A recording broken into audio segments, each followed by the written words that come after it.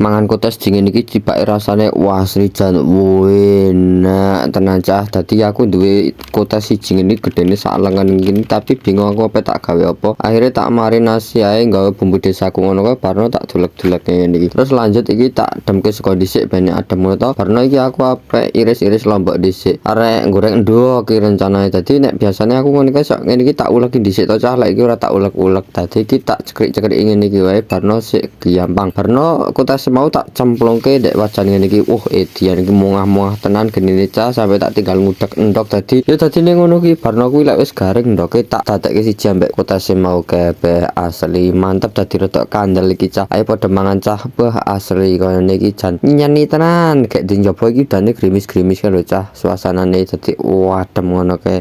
Asli tibake dingin iki enak banget cah. Piye awakmu tahu porong lek goreng ndok harus dikei kotes ngene iki tapi kotesnya dimatengke dhisik lho aja sampai lira mateng ki cocok banget gawe wong kuwi lho. Wong lanang-lanang sing mendo-mendo tukang galau lho mangan kok ngene iki lho wis to mari-mari.